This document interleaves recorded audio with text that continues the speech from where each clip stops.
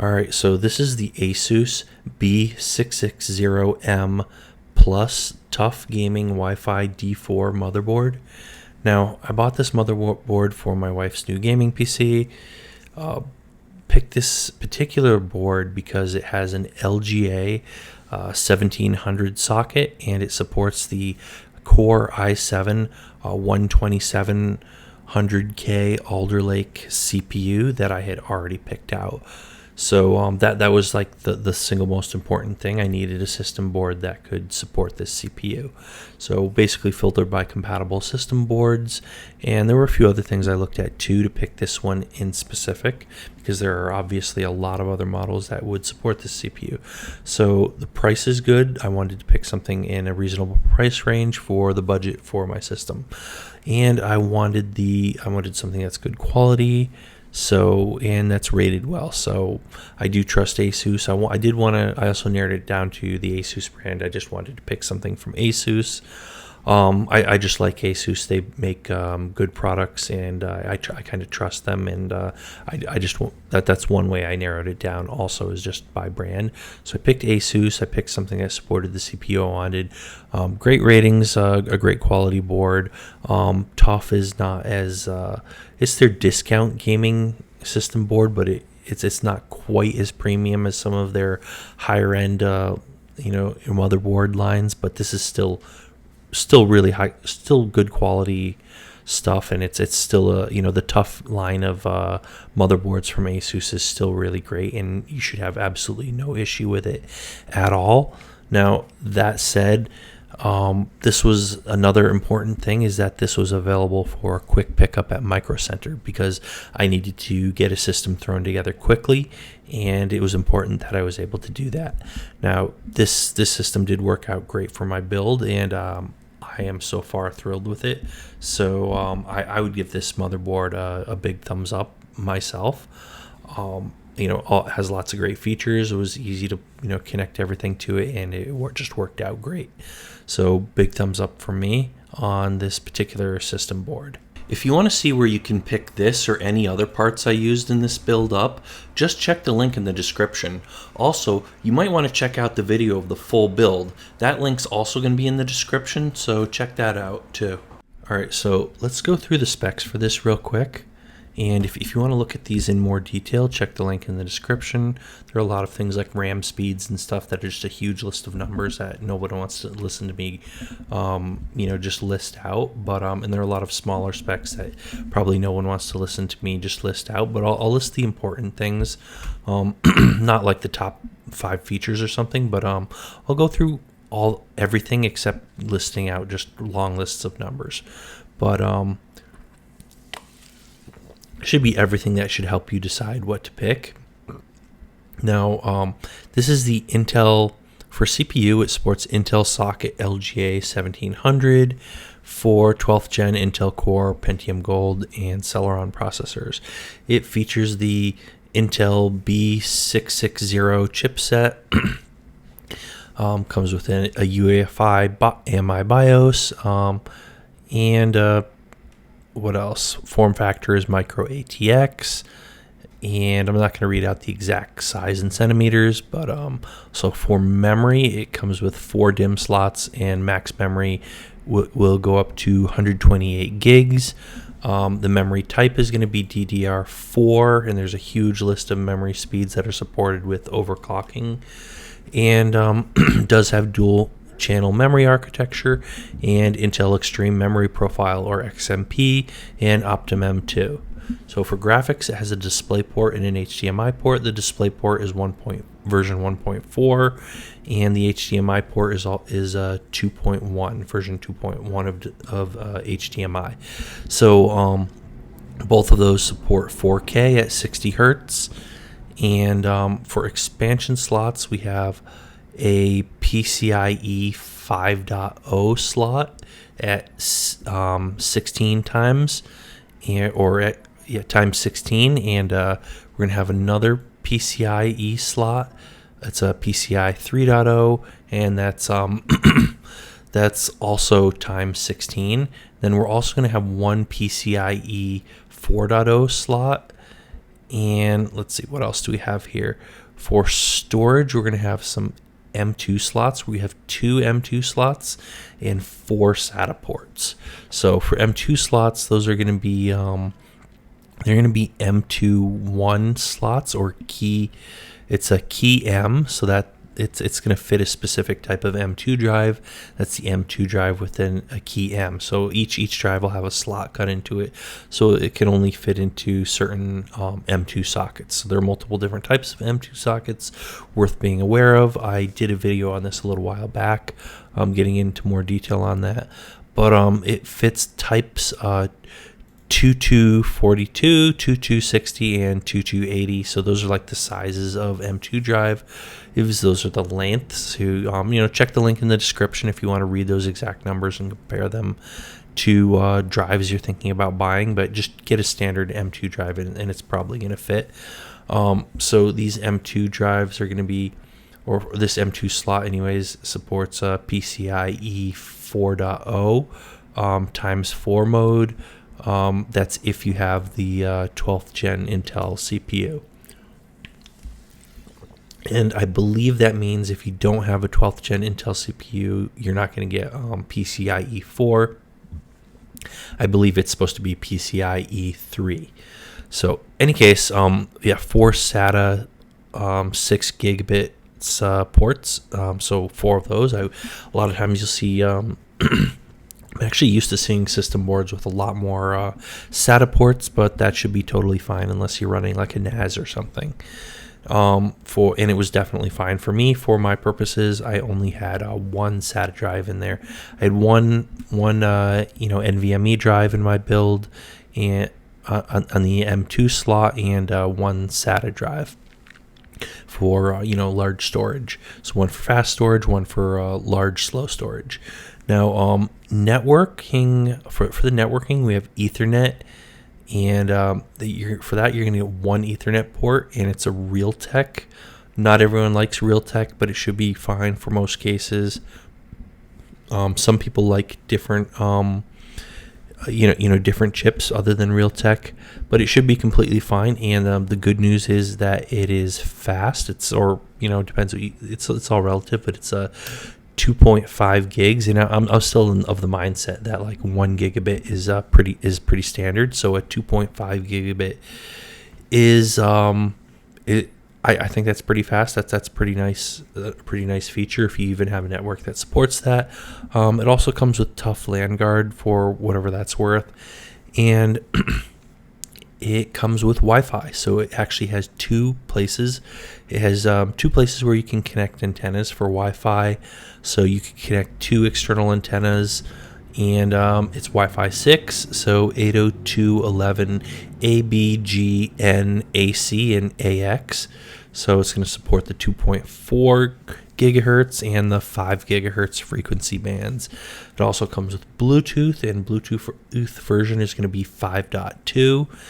And that's it for networking. So for USB, we have 15 total USB ports, which is amazing. Just looking at all of these USB ports, especially after dealing with working with a MacBook or a lot of laptops, but especially like MacBooks, they just have a serious lack of USB ports, and I have to deal with having like all kinds of like docking stations and USB hubs plugged into other USB hubs, and just a huge pain. So this is really nice to see on a system board. This is actually pretty normal though. A lot of system boards I've looked at have just a ton of different USB ports, and but it's just something that really makes me think going over these specs for USB ports. It's something I've really come to appreciate and not take for granted. So 15 total USB ports, 8 in the rear, 7 in the front. So the front USB ports are going to be internal connectors, and for those we're going to have one USB 3.2 Gen 1 connector, which supports a USB Type-C plug. And it's also going to have one USB 3.2 Gen 1 header, supports additional 2 USB 3.2 Gen 1 ports, and it also has 2 USB 2.0 headers. So that supports an additional 4 USB 2.0 ports. Now those are the internal connectors for things that you're going to wire to the front of your case. As far as your rear USB ports, which you're probably a little bit more interested in, depending on your use case, you're going to have one USB 3.2 Gen 2x2 port, and that's going to be a Type C or SS20. And it's going to have 4 USB 3.2 Gen 2 ports. And these are going to be Type A, and that's going to be SS10. And it also has one USB 3.2 Gen 1 port, Type A, and that's just SS. So USB 3.2 Gen 1 is just regular SS, not SS10 or SS20. And it's also going to come with 2 USB 2.0 ports of Type A.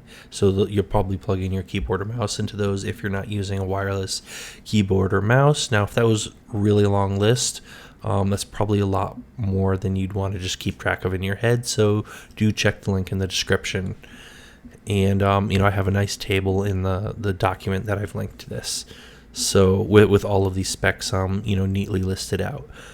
Any case, for audio, we're going to have some ports and some features to cover. So for ports, we have in the rear, all right, so we have a C sub, we have mic in, line out, line in, let's see what else, an SPDIF rear optical output.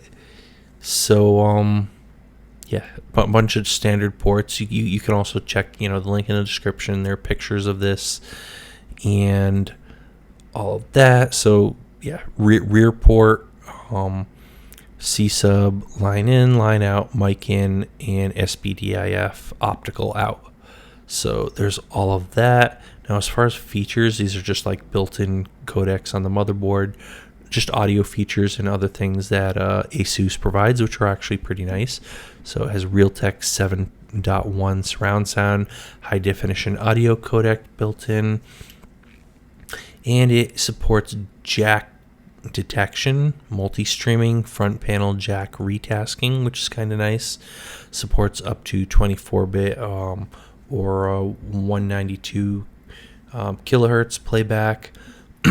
Has some extra audio features, has audio shielding, which hopefully works well, and it also has power pre-regulator to reduce power input noise to ensure consistent performance, and it comes with premium audio capacitors and a dedicated audio PCB layers. Now, I haven't tested all of this out, so I don't know for sure.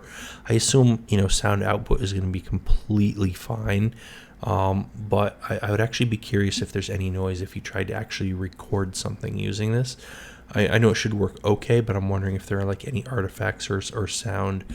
I know sometimes I've had systems where I'll try to plug in a mic into the back of a PC and I'll get a lot of interference. So I'm really kind of curious if this filters out or blocks any interference and how well it would really work. I have not tested that out on this motherboard yet, but I am kind of curious how good of a job they did with that. Now, for back panel I/O ports, I'm going to go through this real quick because most of these I've actually covered all of these, but I'm just going to list out the back panel I/O ports. It has one USB, so it has all the USB ports that I already listed. It has the display port, the HDMI port, the Wi-Fi modules, so the two places where you would plug in antennas. It has a Realtek Ethernet port and 5 audio jacks and the optical audio jack. Now, for internal connectors, you're going to have your 1x4 pin CPU fan header. You're going to have your 1x4 pin CPU optional fan header and your 1x4 pin AIO pump header, your 3x4 pin chassis fan headers. So that's for fans and cooling. For power, you're going to have one 24-pin main power connector and one 8-pin 12-volt power connector and one 4-pin 12-volt power connector. Now, we have a bunch of other miscellaneous I/O connectors on your board. You can have 3 addressable Gen 2 headers, 1 Aura RGB header, 1 clear CMOS header, 1 COM port header, 1 front panel audio header or AAFP, and 1 20-3 pin system panel header with chassis intrude function. And it's going to have 1 Thunderbolt header, which is worth noting. I should probably mention that. I probably should have mentioned that when I was talking about USB, but you do also have a Thunderbolt header, so you can have a Thunderbolt port on the front of your PC if you like. Also comes with some special features, DigiPlus VRM, and enhanced DRM overcurrent protection, ESD guards, TUF LAN guard, over voltage protection, safe slot stainless steel back I/O, M2 Q-latch, QDIM, QLED, Q-slot, flexible M2 heatsink, VRM heatsink design, CPU socket lever protector, ProCool, Pro-mounted I/O shield, safe dim. Also comes with Aura RGB headers, addressable Gen 2 headers, so a lot you can do with lighting and stuff. Now, accessories included in the box were the 2 SATA cables, Wi-Fi. It actually comes with an antenna for Wi-Fi, some M2 rubber M2 rubber package, M2 SSD screw package, TUF gaming stick. Comes with a sticker, a support DVD, a certification card, and a user guide. So that's what comes in the box. And, that's a lot of stuff to cover. And if you didn't want to remember all that, just do check the link in the description. If you want to see where you can pick this or any other parts I used in this build up, just check the link in the description.